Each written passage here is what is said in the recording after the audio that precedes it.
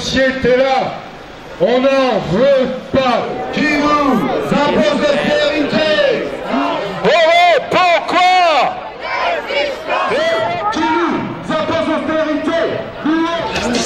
Les raisons pour lesquelles FO est présent sur cette manifestation, bien entendu, c'est pour combattre le plan d'austérité, le pacte de responsabilité du gouvernement qui met à mal tous les droits sociaux, on dit bien tous les droits sociaux, le service public en l'occurrence, que ça soit la santé, que ça soit le service public territorial ou d'État, les réductions d'effectifs, la défense, on est là aussi pour préserver aussi nos combats sur le CDI.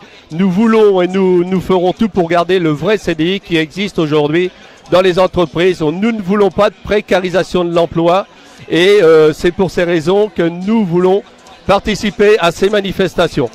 Nous avons aussi la défense des conseils de prud'homme, puisque les réformes successives aussi qui se sont appliquées, ils font, ils défont, et aujourd'hui les prud'hommes sont menacés aussi dans leur intégrité telle qu'elle fonctionne aujourd'hui.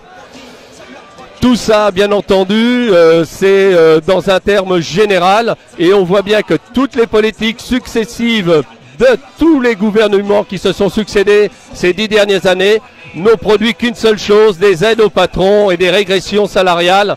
Et nous ne retrouvons pas notre compte à l'intérieur de tout ça.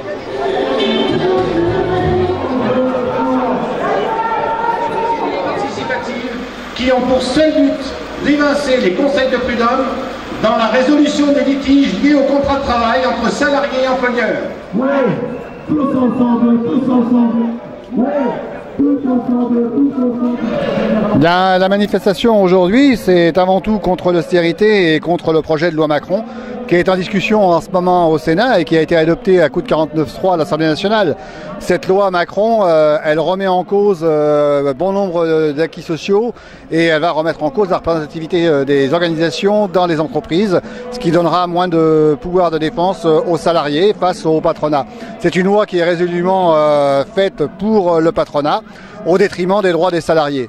Et l'autre point important, c'est effectivement l'unité syndicale contre l'austérité qui est développée à l'heure actuelle par le gouvernement dans le droit fil de ce qu'a pu faire Sarkozy auparavant.